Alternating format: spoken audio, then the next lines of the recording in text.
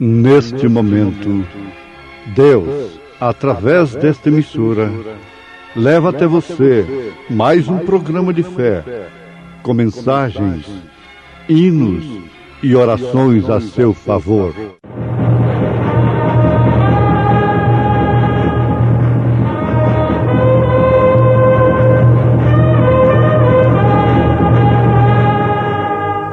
Fé para vencer.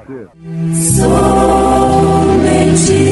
crer, somente crer, tudo é possível, somente crer. 7 dias comereis pães asmos, ao primeiro dia tirareis o fermento das vossas casas. Porque qualquer que comer pão levedado, desde o primeiro até ao 7º dia, aquela alma será cortada de Israel.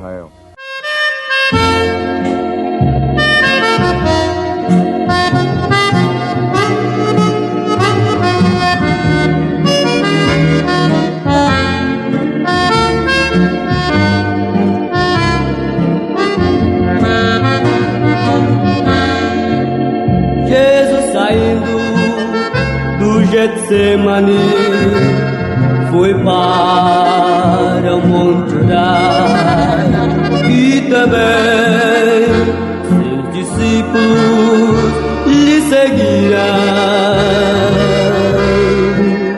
Quando chegaram naquele lugar, Jesus disse: orai para que nunca entreis em tentação.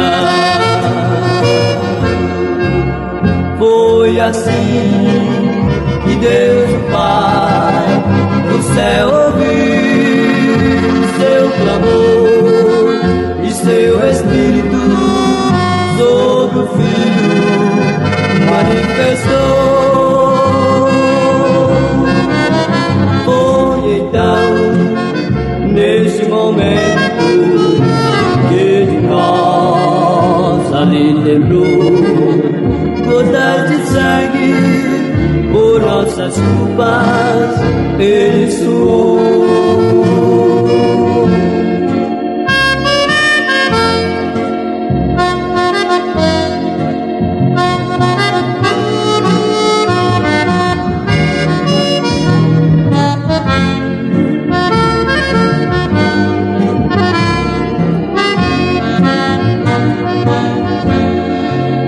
E apareceu do céu um anjo que confortava os de agonia. Intensamente ele orava mais,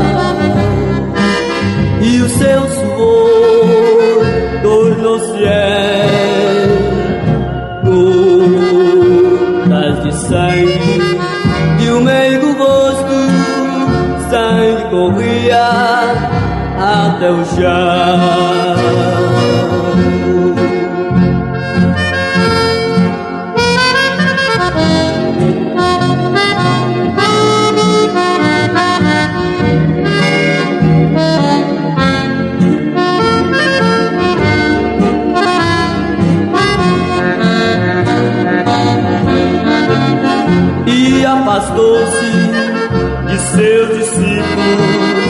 certa distância, e de joelhos, um cabo ao Pai, dizendo assim: Pai, se queres, passe de mim este cálice. Todavia não se faça a minha, mas sim a tua vontade.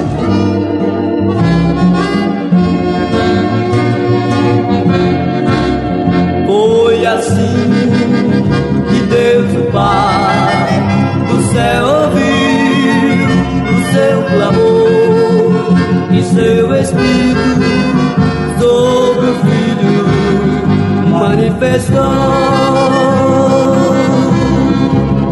Foi então, nesse momento, que de nós ali temblou gotas de sangue por nossas culpas ressoou.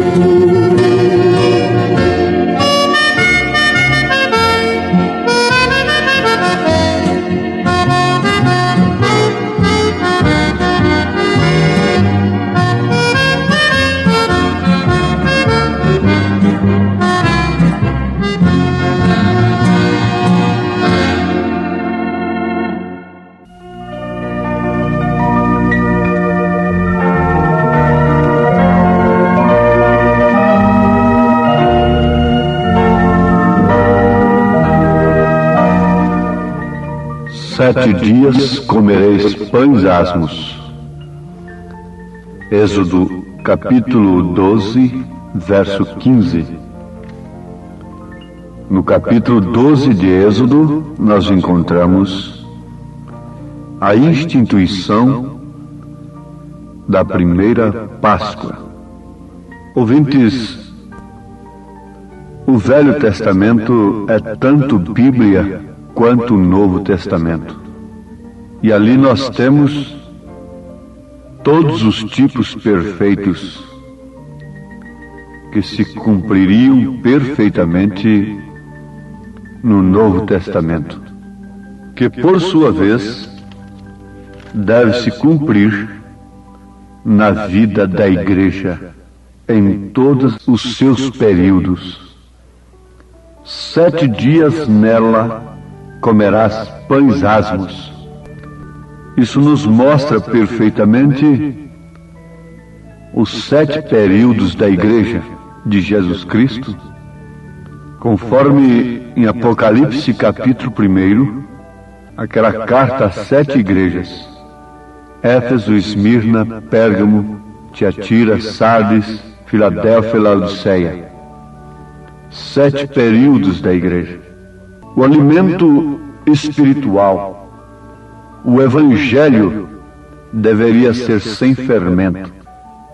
Você, às vezes, tem encontrado pentecostais que, na sua maioria, acham que o batismo do Espírito Santo é somente se falar línguas estranhas. Mas eles não compreendem que isto foi uma mensagem da era. Os mensageiros Paulo, Irineu, Martim, Columba. Paulo, por exemplo, foi a base, foi o alicerce, lançou a fé perfeita na palavra. E estes sucessores mensageiros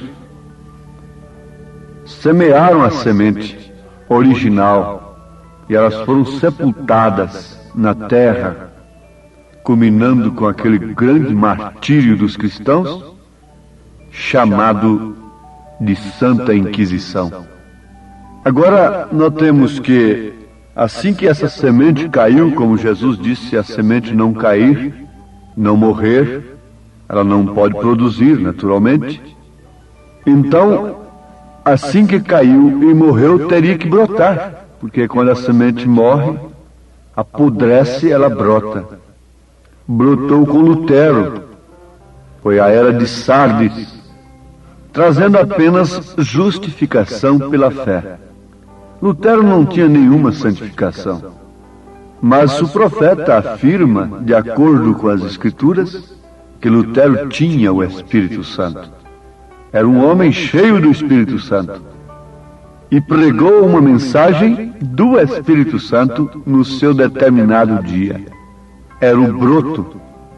Isto deve ser guardado com atenção porque nos livra de maus entendidos e de falsas doutrinas. Ali estava o broto.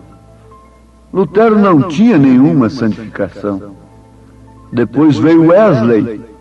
Quando passou aquela era, as águias daquele dia se adormeceram e logo eles se denominaram. Fundaram uma grande denominação em torno de Lutero. Aquilo morreu, porque quando se denomina, morre. Você sabe, o profeta diz que cada 3 anos, depois de um grande avivamento, o que acontece? Se forma uma denominação. E daquela denominação depois vai saindo outras, renovando.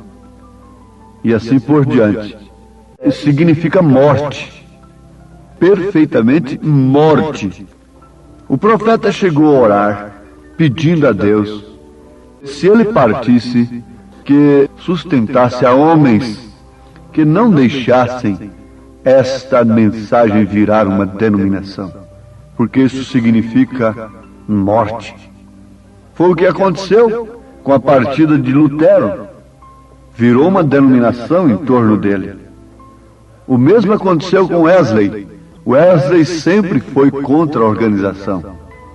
Mas, no entanto, tanto Lutero como Wesley carregaram 3 pessoas distintas, batismo nos títulos Pai, Filho e Espírito Santo, sem usar o nome, e tudo mais. Daqui a pouco vem a era pentecostal, e então vieram as línguas estranhas. O pentecostal podia dizer: bom, meu amigo metodista, sua mãe morreu sem salvação, sem o Espírito Santo, porque ela não falou línguas. O wesleyano podia, por sua vez, dizer para aquele amigo luterano: ó, sua mãe morreu sem salvação porque ela não conheceu a santificação, apenas a justificação pela fé. Não, isso seria uma mentira. Eu não posso dizer que aqueles que morreram fiéis no passado, antes de crerem no profeta de Deus, não conheceram a mensagem do profeta de Deus nesta era, e morreram crendo em 3 pessoas distintas, batizados nos títulos Pai, Filho e Espírito Santo, sem usar o nome do Pai, do Filho e do Espírito Santo, estão perdidos? Não. Se eles eram escolhidos, Deus, pela sua onisciência, sabe perfeitamente que se eles vivessem neste dia, eles creriam com uma fé genuína na mensagem do dia. Se você rejeita a palavra de Deus hoje, você rejeitaria no dia que ela se manifestou em carne através de Jesus. Você estaria ao lado daqueles que o crucificaram. Porque quem rejeita a palavra demonstra que crucificaria Cristo se vivesse naquele dia. Seria um daqueles que gritaria com bastante ênfase: crucifica-o, crucifica-o, crucifica-o. Então é muito fácil se entender. No dia de Lutero, o Espírito Santo estava na sua mensagem. Lutero passou e logo morreram, se organizaram. Veio Wesley, santificação, mas logo morreu aquilo e se organizaram. Depois vieram os dons espirituais. E o que acontece? Agora estão também organizados e têm virado uma grande denominação, amparada pelo espírito político, religioso, social. Eles estão em busca de posição política, procurando fazer um serviço para Deus, porém fora de sua vontade. Um certo amado irmão pentecostal, quando pretendia uma carreira política, com o pretexto de que lá ele defenderia a obra de Deus e auxiliaria muito o Evangelho, me perguntou no meu escritório, aquele amado irmão, um moço muito sincero: Pastor, e José do Egito? Sim, meu irmão. José do Egito chegou a ser governador. Mas você veja qual foi o palanque de José do Egito. Foi a cova? Foi o calabouço? Qual foi o palanque de José do Egito? O que levou a Daniel para aquele reino como homem de Deus? Há muita diferença entre uma coisa e outra. Eu não estou contra, como o profeta desta era clama pelos Abraãos, Lincolns, pelos grandes presidentes do passado. Eu não estou contra, e estou ao lado de um homem que se põe ao lado do povo trabalhando, mesmo através da política. Mas, por favor, deem a César o que é de César e a Deus o que é de Deus. As taças de Deus não podem ser levadas para o banquete de Belsazar. Isso significa morte, meu irmão. Isso significa juízo sobre aqueles que rejeitaram a palavra. Então eles crerão no engano e dirão que Deus está abençoando-os. Assim estão os pentecostais. E eles adquirirão tanta força política e religiosa que serão os maiores inimigos daqueles que vivem a mensagem. Eles têm intenções, inclusive, de adquirirem poder para trancar as nossas bocas. E se Deus lhes der esse poder, eles o farão, para cumprir assim o desejo do Pai deles, conforme Jesus disse. Agora notemos que é uma mentira a pessoa pensar que aqueles que morreram sem falar em línguas estranhas não tinham o Espírito Santo. Bem como é uma mentira a pessoa dizer que aqueles que morreram sem a mensagem de Wesley não tinham o Espírito Santo. Agora, é uma mentira dizer que aqueles que morreram sem conhecer a mensagem deste dia, crendo em 3 pessoas distintas, como o caso de minha mãe, que eu conheci muito sua vida, batizada nos títulos Pai, Filho e Espírito Santo, pregando, mulher pregadora, veja, minha mãe foi uma mulher pregadora, apesar de muitas vezes chamar os oficiais da igreja e dizer, isto não é para a mulher, a Bíblia não ordena isso para a mulher. E antes de 6 anos de partir, ela parou por si mesma, sem conhecer a mensagem da era. Mas contudo, ainda que ela morresse pregando, eu creio na sua salvação.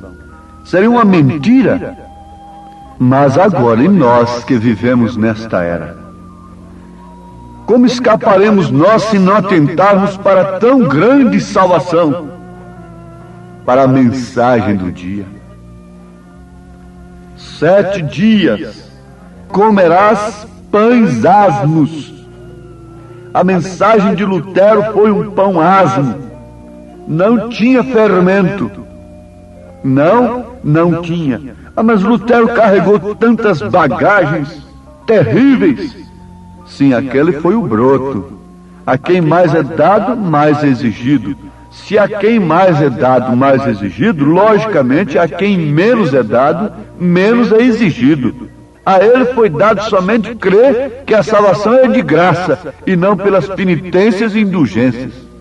Mas a Wesley já foi dado que sem santificação ninguém viria o Senhor. Tinha que largar seus cachimbos, tinha que jogar suas garrafinhas de vinho forte fora, tinha que buscar a santificação e gritarem e louvarem.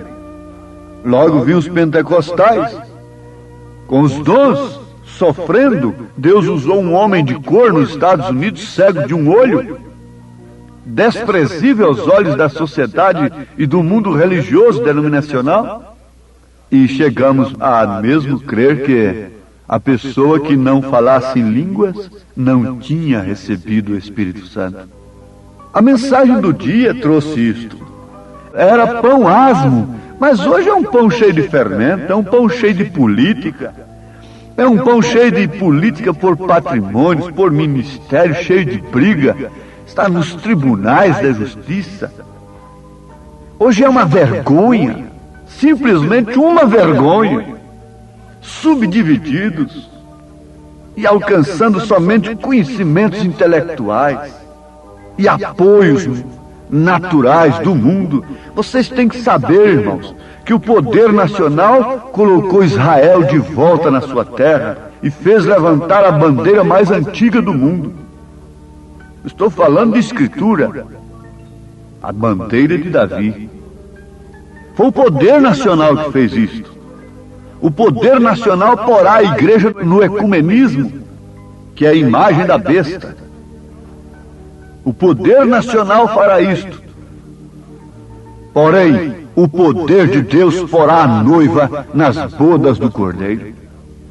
Sempre é um poder agindo. Quando há um poder agindo de um lado, há um poder agindo de outro. Tem que haver uma força na igreja. Quando o mundo está buscando a força material, o poder bélico, se arregimentando para a eclosão final da Terceira Guerra Mundial, consciente ou inconscientemente, as nações se preparam para isto. Há uma força trabalhando por outro lado. Quando havia um poder, dando poder para uma mulher pervertida, para uma igreja pervertida como Jezabel, para uma igreja pervertida como Herodias, havia um poder dando força, alimentando Elias e a mais 7.000 que não se dobraram diante de Baal. Quando havia um poder fazendo uma fornalha para Sadraque, Misaque e Abednego serem queimados, havia um poder para queimar ali dentro daquela fornalha somente aquilo que os amarrava. Quando há uma força por um lado, há uma força pelo outro, para salvar a igreja, para salvar os filhos de Deus. Um poder fará uma coisa, esse outro poder fará outra. O poder humano porá a falsa igreja no ecumenismo. O poder de Deus porá a verdadeira igreja nas bodas do Cordeiro. Porque a união que Deus exige de acordo com as Escrituras é esta, é a unificação da fé. Mas sobre que base? Sobre um credo? Ou fazermos uma coxa de retalho? Unirmos cada um com sua cor? Não! É formar um só organismo, um só corpo, sob uma só fé, um só batismo, um só Senhor. Eu pergunto nesse instante, a igreja é uma organização? Não, a igreja é um organismo. Se a igreja é um organismo, então o organismo não pode ser formado com técnicas. Você pode fazer um pintinho vir à vida, colocando um ovo numa incubadeira elétrica. Isso pode acontecer, mas você não pode trazer um cristão à tona, à vida, através dessas incubadeiras religiosas. Isso não, porque essa vida só vem de Cristo. Essa vida só vem pelo Espírito Santo. Esta vida só pode vir de Deus, para o crente individualmente, para você individualmente.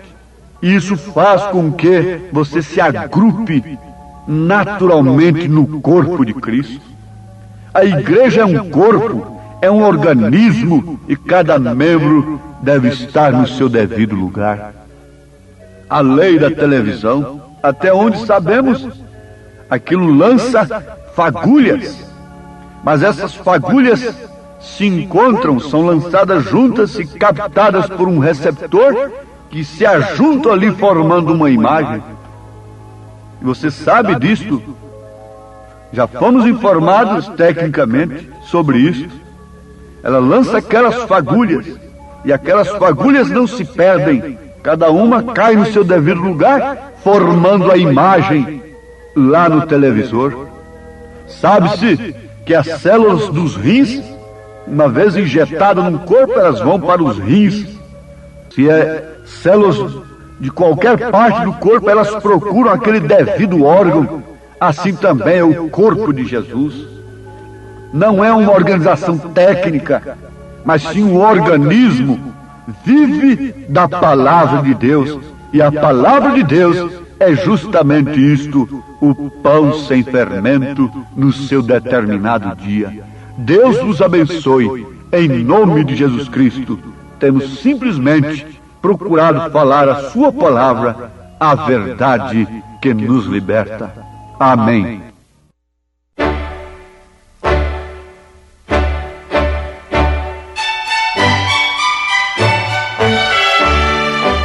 Ouvintes, escreva-nos pela caixa postal de número 15.020, 15020, CEP 74.501-970, Goiânia, Goiás. O nosso endereço na internet é www.apalavraoriginal.org.br. Volte a nos ouvir amanhã novamente neste mesmo horário, nesta emissora, se o Senhor nos permitir, com fé no Filho de Deus, a fé que vence o mundo.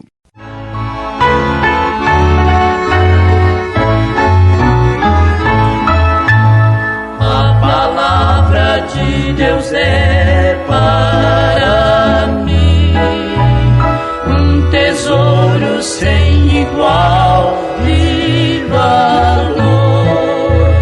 Fala do amor de Deus, do amor que não tem fim, mais precioso do que o ouro é este amor.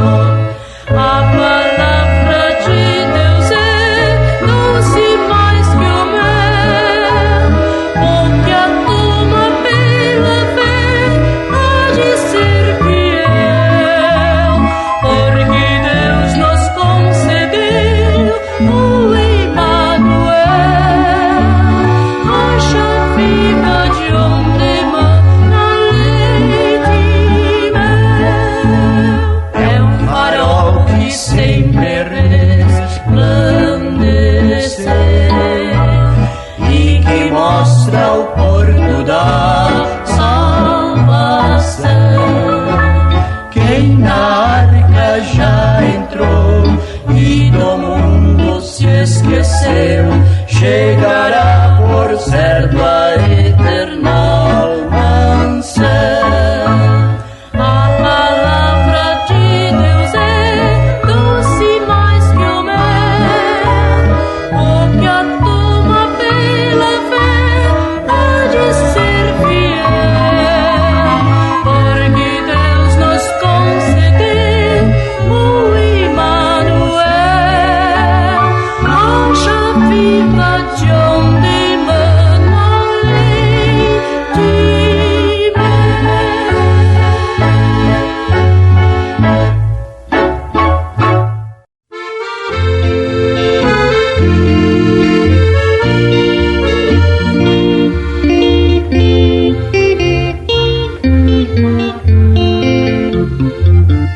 Desceu lá dos céus o bom Filho de Deus pra ser meu e teu Salvador.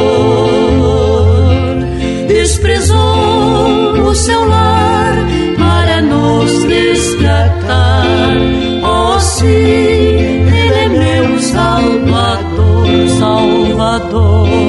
Jesus por si mesmo cedeu, sim, cedeu pra ser Salvador de um qual eu,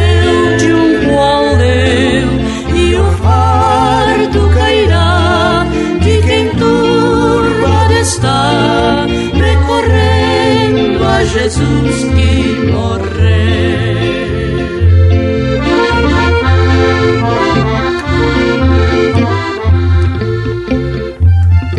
Eu tenho meu lar para lhe repousar, para súplicas do Redentor. Lá no monte a orar, foi sozinho ficar. Oh, sim, Ele é meu Salvador, Salvador. Jesus por si mesmo cedeu, sim, cedeu ser salvador de um qual eu, e o fardo cairá de quem turbado está, recorrendo a Jesus que morreu.